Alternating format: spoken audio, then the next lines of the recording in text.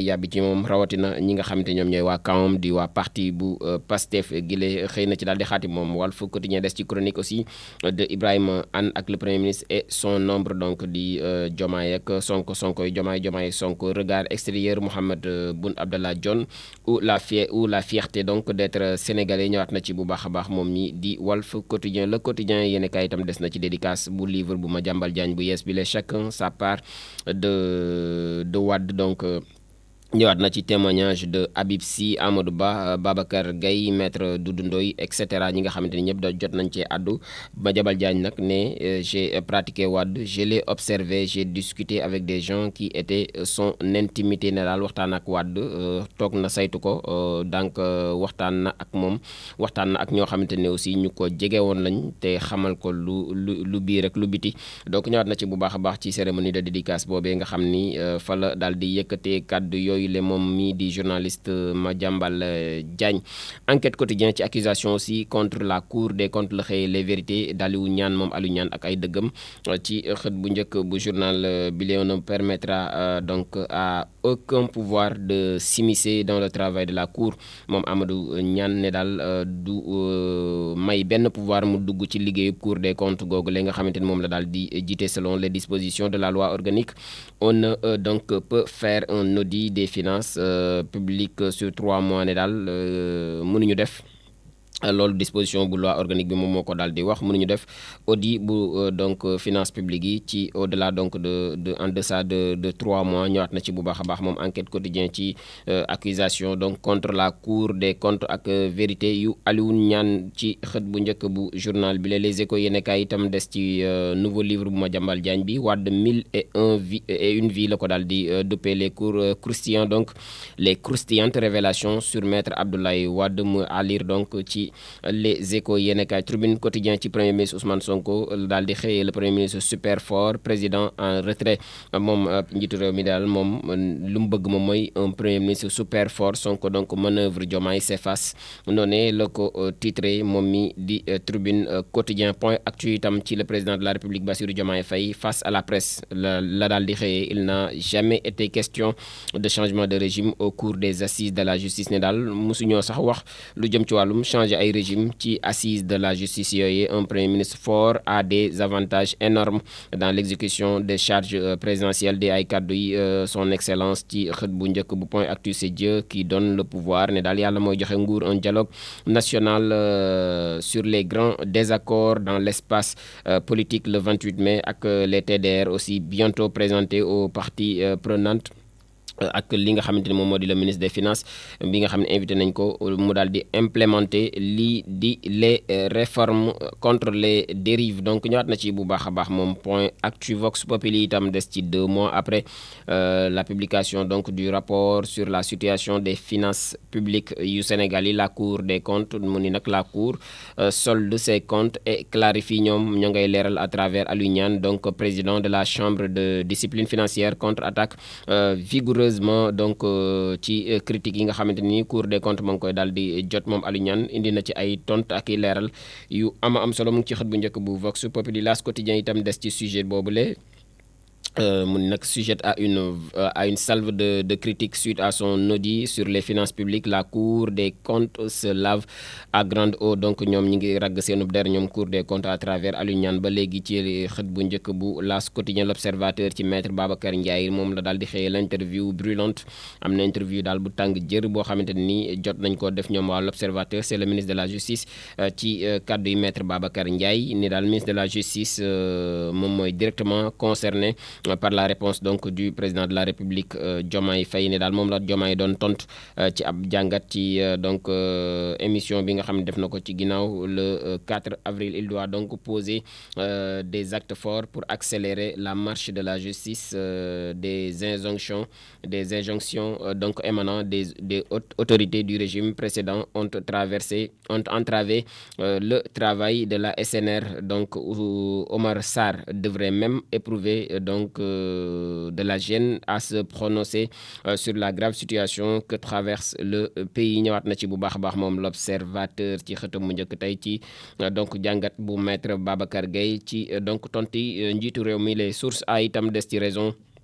de l'arrêt de la délivrance de la carte nationale de presse fi mu ne nii daal dakkal nañ joxe carte nationale de presse un problème de fric ne daal mbirum xaalis moom moo waral lu ni mel xëy na budget ba écoulé wu donc ñëwaat na ci bu baax a baax moom mii di source des na ci passe d'arme bi nga xam ne am na dox na ci diggante Pape Malick Ndour ak Waly Diouf Bodian guerre des mots ci réseaux sociaux yi ku nekk ma daal ma ngay yëkkati di jëmale ci donc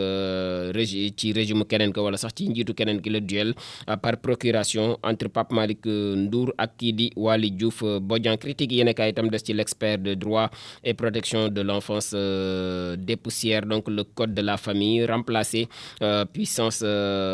paternelle par autorité paternelle loolee la ñu daal di bëgg a def soppi puissance paternelle di yóbbu ko ci autorité donc paternelle ñëwaat na ci bu baax a baax moom mi di critique yéen kaay direct news Diomaye Ousmane Diagne va-t-on vers le clash muy samp laaj ndax jëmuñu ci ak bi combaaloo ci diggante njiitu réew mi ak ministre de la justice di Ousmane Diagne moom direct news di xëy di samp laaj lii quotidien pression politique sur le ministre de la justice boobee sax la daal di xëy Ousmane Diagne tient tête à Pastef Ousmane Diagne daal taxaw na temb ne ni waa Pastef bëgg du ca daal di jaar noonee la koy bindee moom mii di lii quotidien ci xëtam mu njëkk tey Dakar Times itam ci conflit ukrainien bi la daal di xëy les conséquences géopolitiques de la guerre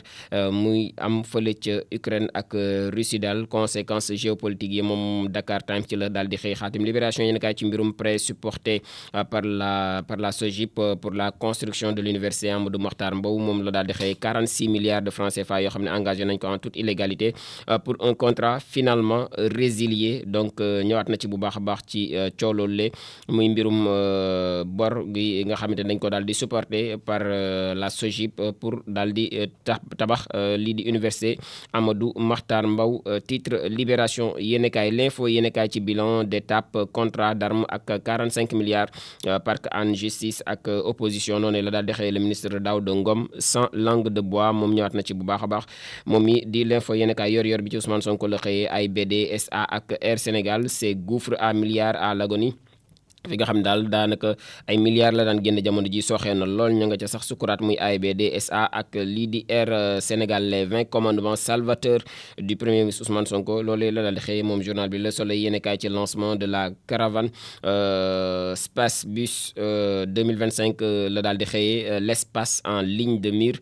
fi mu ne nii daal espace bi la Diomaye ak i ñoñom daal di viser ngir daal di fay indi ab souveraineté bu am solo ci Sénégalais 24 heures itam ci indépendance de la Cour des comptes la xëy ak rapport et signature conforme Aliou Niane balance tout moom Aliou Niane lam ca war a leeral ci Cour des comptes gaag rapport ba yëpp génne na ko ci xët bu njëkk bu 24 heures Rewmi Quotidien lancement bu Space Bus bi la daal di xëy bu atum 2025 Diomaye amorce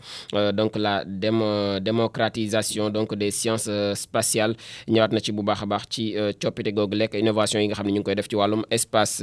gile dañuy jeexal ak tàggat yaram door ko ak Rewmi Quotidien Sport Plus week-end des Lions la xëyee moom Iliman Ndiaye Assane Diao et Chérif Ndiaye ñoom jot nañoo lakk caax yi fële ca Europe.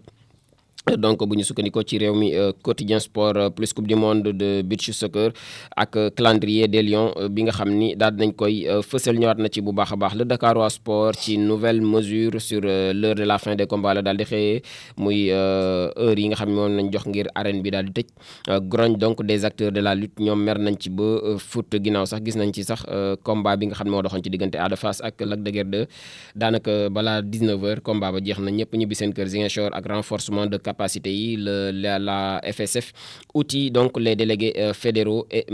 managers ñëwaat na ci bu baax a baax moom Dakar waa le point actu sport itam des ci le Paris Saint-Germain ak Ligue des champions Ligue 1 moom Paris Saint-Germain ñoom ñoo nekk champion de France pour la 30e fois de son histoire donc PSG sacré champion de France tribune sport itam ci avant leur combat bu 29 juin bi ñu jëm Boy Niang 2 ak Reug Reug ñu ngi promettre l'enfer donc waxtaane nañ jokkoor maa ji jokkoor leen joxante nañ ay kaddu mu ngi ci donc tribune sport bu tey jëlee record la ñuy daanelee moom mu ñëw ci CAN U17 bi 3e journée Sénégal Somalie tey lay doon bu 19h jotee ñoom Lionceaux yi pour les quarts de finale et le mondial ku qualifié quart de finale dem nga mondial U17 directement donc victoire pour les Lions aujourd'hui kii di Papa Ibrahima Faye mu ni nag on veut gagner ce match moom mi ngi bokk ci donc équipe nationale U17 bi ne daal li ñu bëgg moom mooy gagné match bi fii la ñuy daanele donc.